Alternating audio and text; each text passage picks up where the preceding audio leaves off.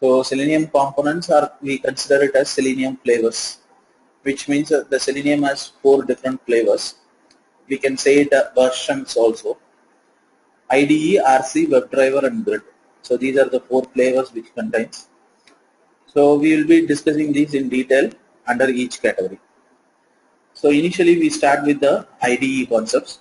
So IDE is basically a tool which is used for recording and playback. So how to record, how to playback, these things we discuss on the IDE part, and how can we enhance the test cases.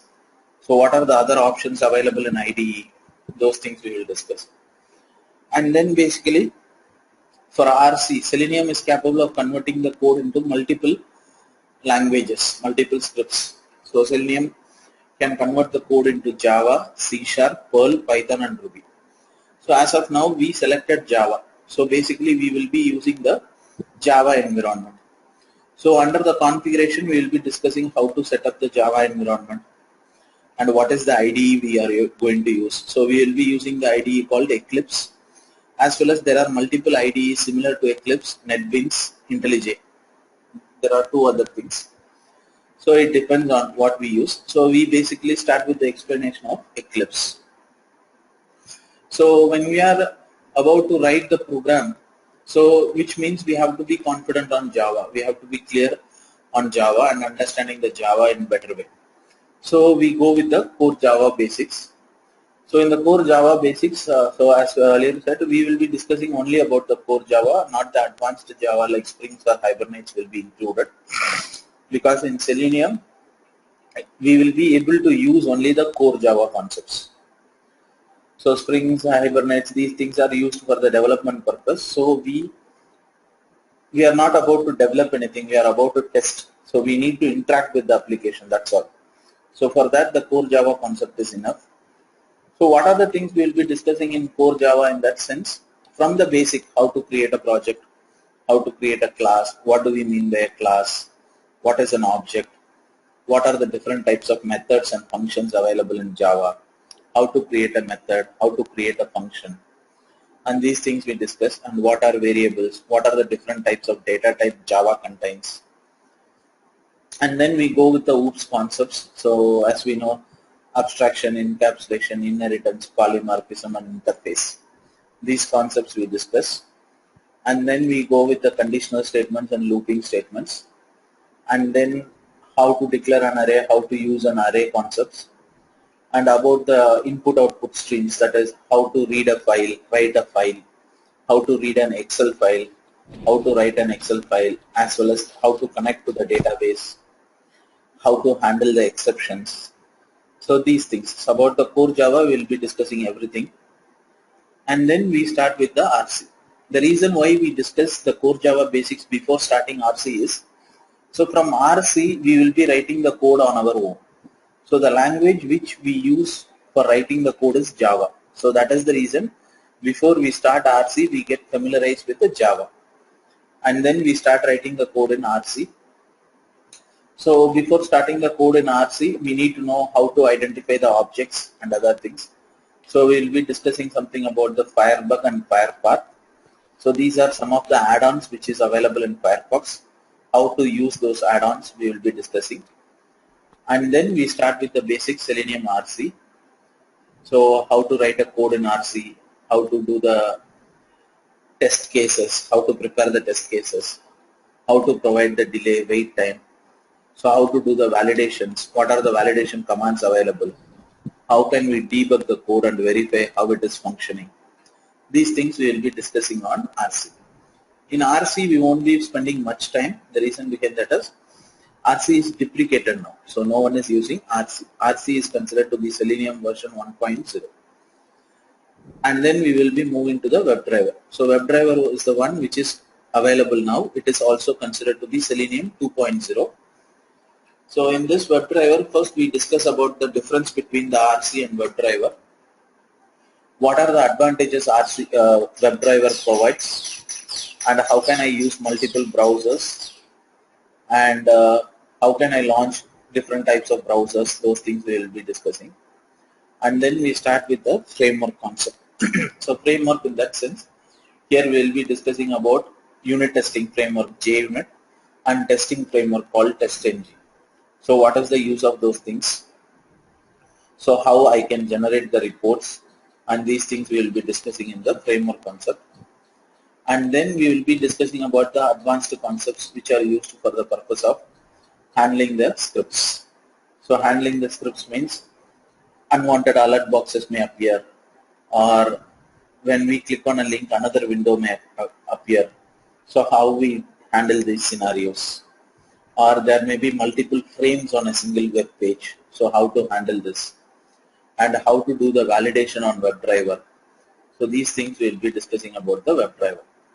And finally we discuss about the grid concept. Grid is basically a scripting part. It is similar as it is in WebDriver. The only way to launch the grid is different. So we will be discussing how to launch the grid with your consultant. So in case if we want to driven development, what it means. And so starting from the basics, so I will just give you an introduction about the automation testing and Selenium today, about the IDE, and then we can continue. Automation basics. So as everyone has experienced manual, or you may be fresher who have knowledge on manual testing. So first let us understand what is the necessity or reason we go for automation testing.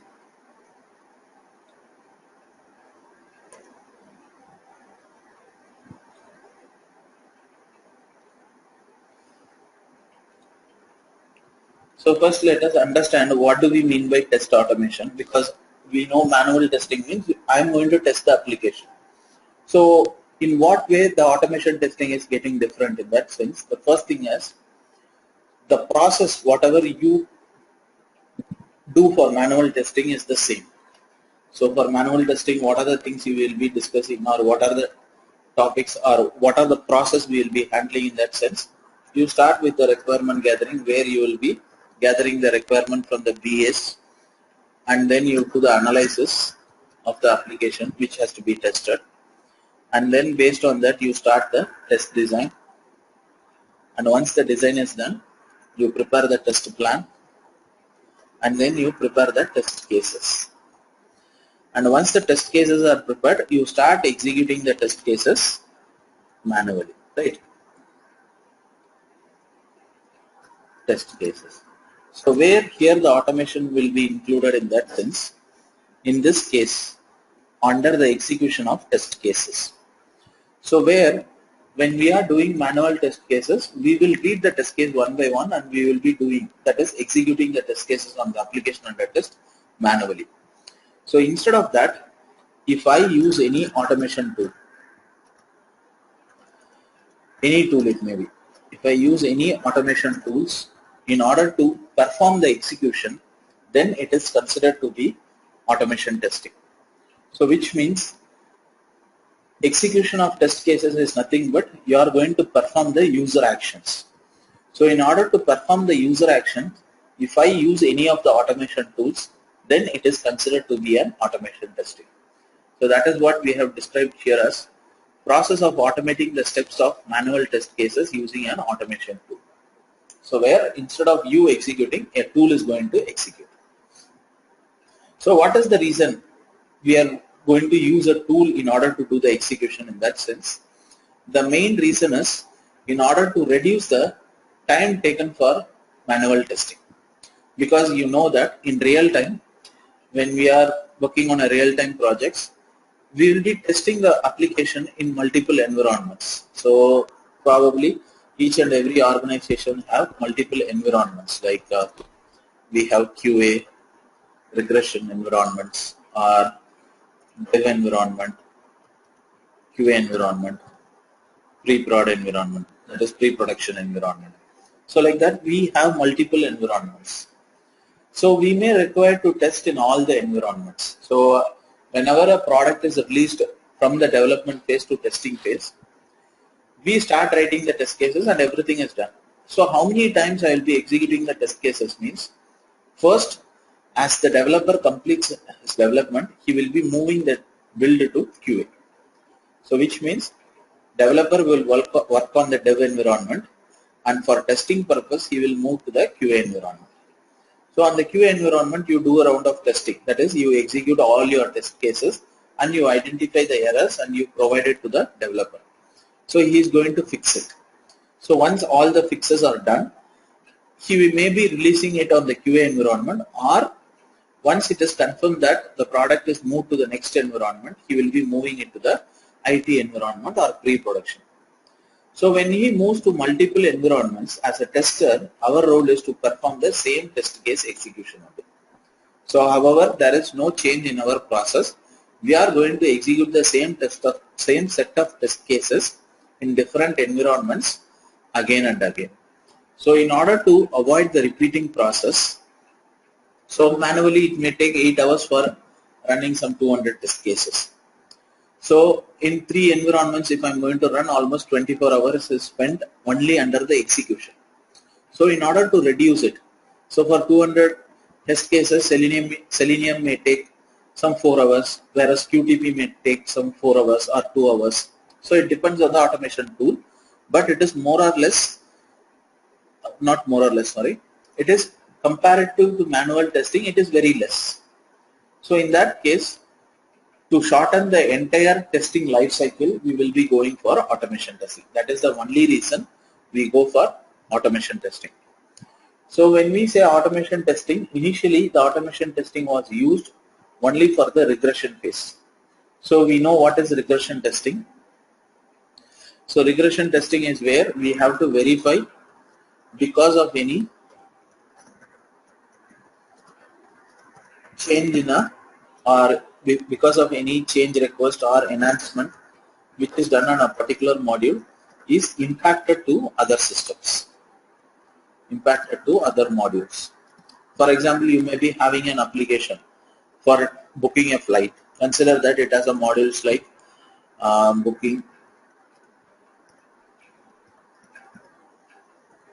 cancellation, itinerary view.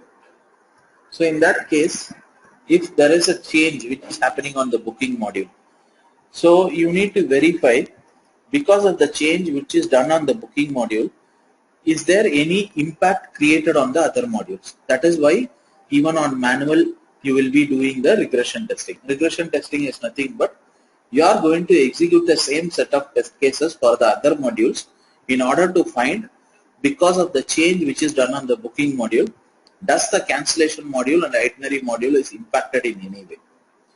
So regression testing may be done on multiple times. It may be done on multiple times in that sense. You may be releasing the product to the QA environment and suddenly there may be a change request provided by the client. So in that case, we need to update it. So once they update it, you have to verify whether the other modules are working. So that is why regression testing is the one which will be mostly performed on an application, which means mostly performed again and again. So in order to avoid that time duration, we go for automation. And now we started using it for functional testing as well as when we go for Cucumber, there we are testing the behavior of the system. So that is why it is considered to be behavior driven development. So the reason for automation is initially for the timing factor we move. And in other sense, if I want to say, mostly all the automation tools follow a certain process. Expedite in the testing process means they follow a certain process which may make our test execution faster. So that is another reason. And most other reason is to avoid human errors, which means when I am executing a manual test case of 200 test cases, there is a possibility where I may skip some of the test cases assuming that it may pass, or I may forget to execute some of the test cases. But in a tool, when I configure that you have to execute 200 test cases, tool is not going to skip unnecessarily. I am going to intentionally make the tool to skip. So there is no human errors possible inside the automation. That is the other reason why we go for automation. So although we discuss about various advantages of automation like time, avoiding the human errors, or speeding the process, that is expediting the process, the major drawback of automation we can say is like the test automation requires a detailed planning and effort, which means we know that Executing the manual test case may take 8 hours, but preparing the script for those 200 test cases can take even more than that. So I need a detailed planning, which means still there are some set of test cases or some set of applications which cannot be automated. So I need a detailed planning whether this test case can be automated or not. If I am going to automate, what is the tool I am going to select? If I am going to use a tool, what is the scripting language I am going to select? So I required a detailed planning. Apart from that, I required a skillful resource. A much effort is required. So considering these factors only, we move for automation. So when I say what are the benefits available in automation in that sense, the benefits are, the first thing is consistency. So when you have multiple environments, QA, IT, dev, anything it may be. So in all the environment, the amount of time taken for executing will be consistent, and the execution phase will also be consistent. There is not going to be any delay until you intentionally make the tool to wait. And reducing the cycle time in that sense. So I can complete the QA if faster, so that the error may be fixed faster and I can move to the next environment. So it will speed up the process of testing. And most important thing about automation is data-driven testing. In manual, you do a round of testing. Consider that you have prepared some 200 test cases and you have executed all the test cases. You know that in the test case, you have a column called test data. So once you have executed with the test data, the other round of testing, you cannot use the same test data. So what you are going to do is, you are going to replace your test data and do it. So however, replacing the test data and you are going to do the action again. But when we use automation tools, in all the tools, we have a feature where I can do the data-driven testing, which means data-driven testing is nothing but, which is considered to be running a test case with a set of inputs.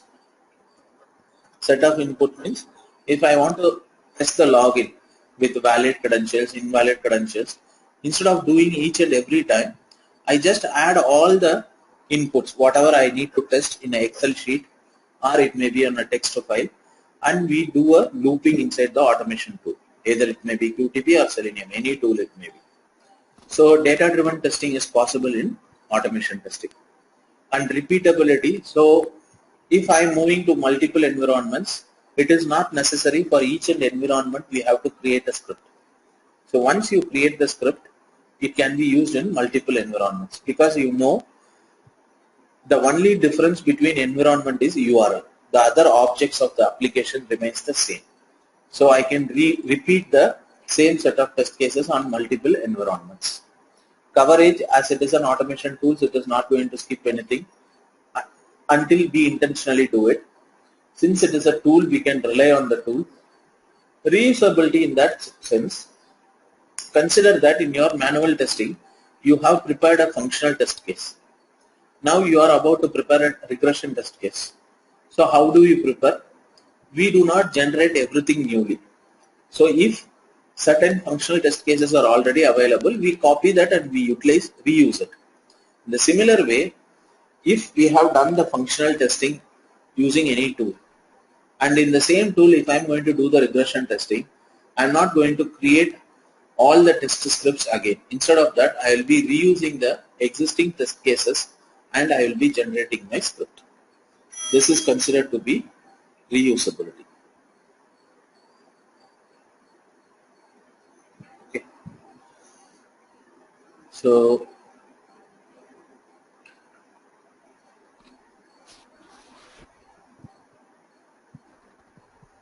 So the next one is like, okay, so when I consider automation, what are the things I can do?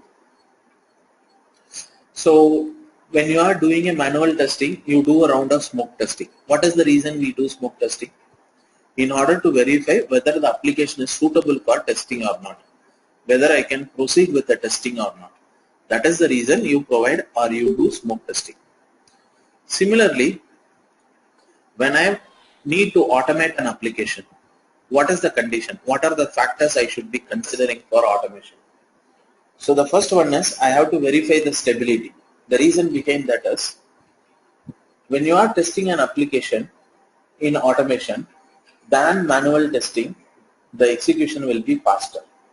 So in that case, the application should be stable. For example, I am entering the username and password and hitting the login button.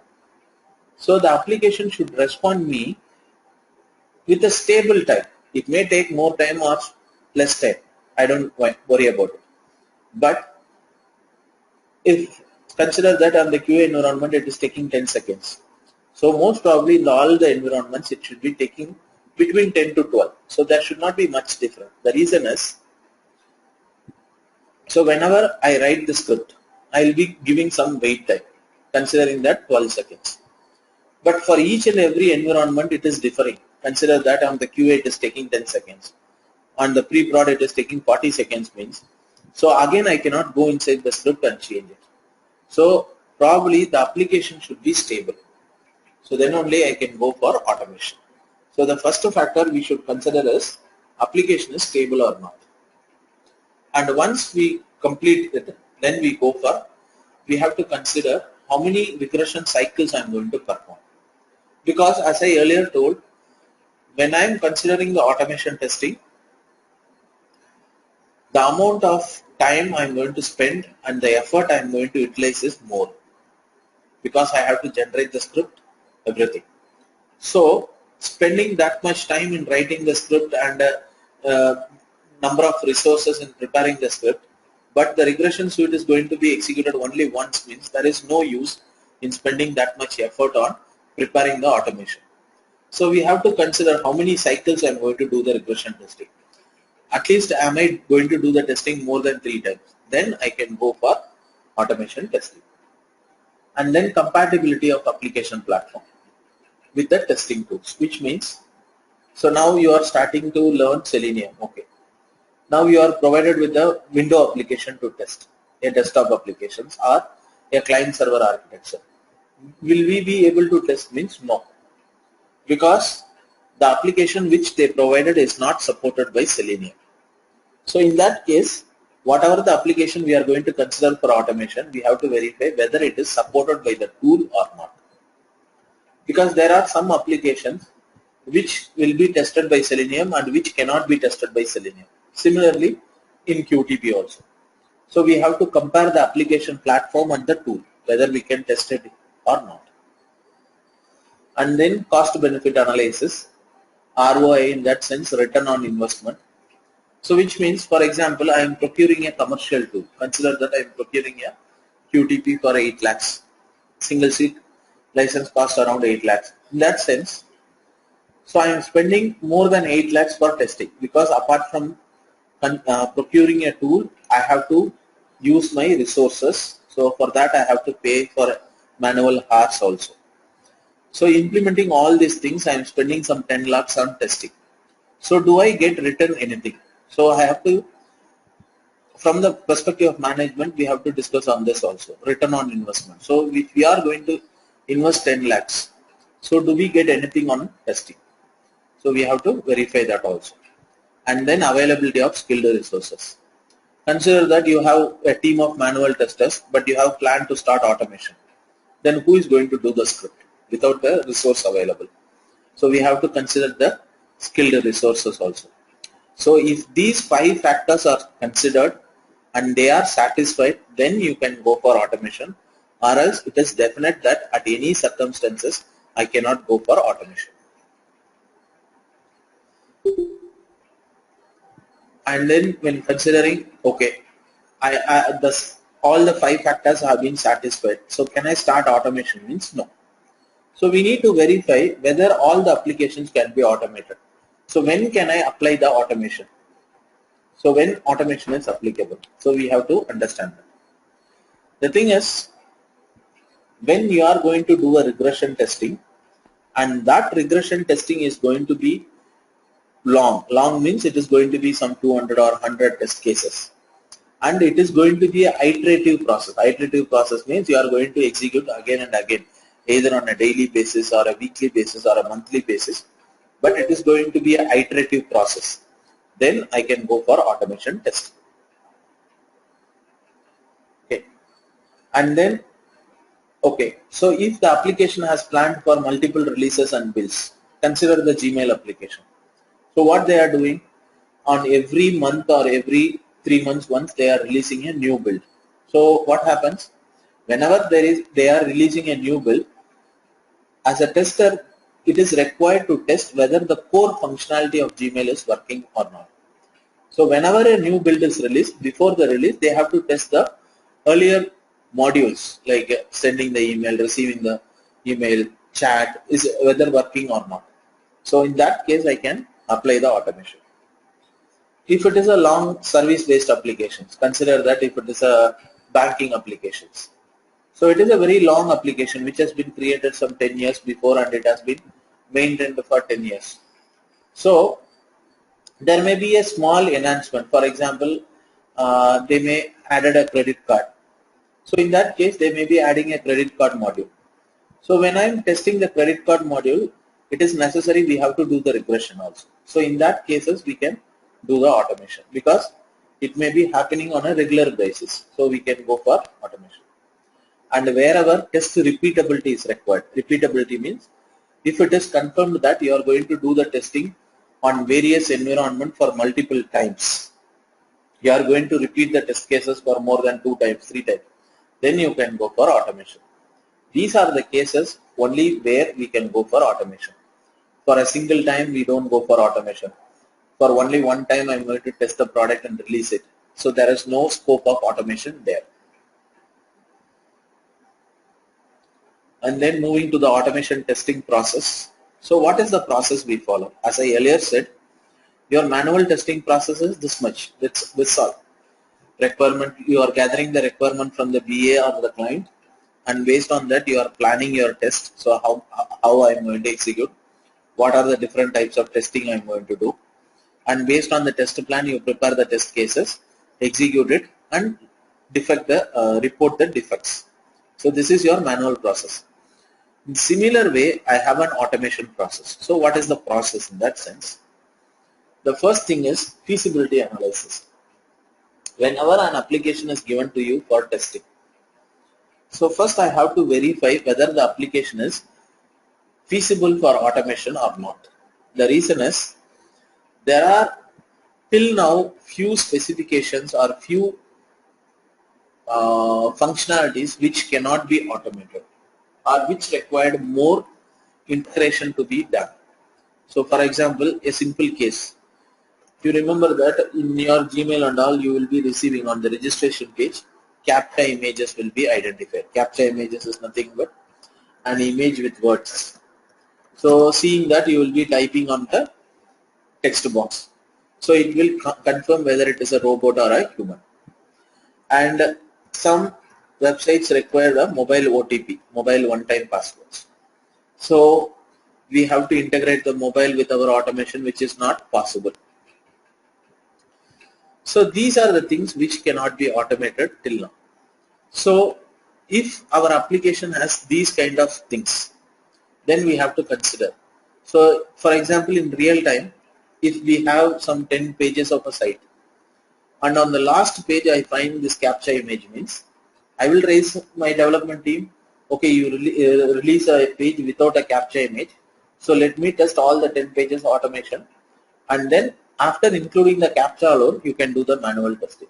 So we can decide. But consider a case where each and every page it is occurring. So for each and every page, I cannot ask them to include a dummy page or any other things. So in that case, possibly I will not take that for automation. So I will go for manual. So like that, there are still few things which cannot be automated. So that is the reason we check the feasibility, whether the application is feasible or not for automation. So once the feasibility is done, then we move for tool selection. So what are this tool selection? How we select the tool in that sense? Basically, as I earlier said, first we discuss about the ROI, that is budget. So if I am procuring a tool and doing the automation, will it satisfy the testing cost? So because of this factor only, nowadays the open source tools are booming up. So earlier, some 5 to 6 years back, everyone is relying on QTP only.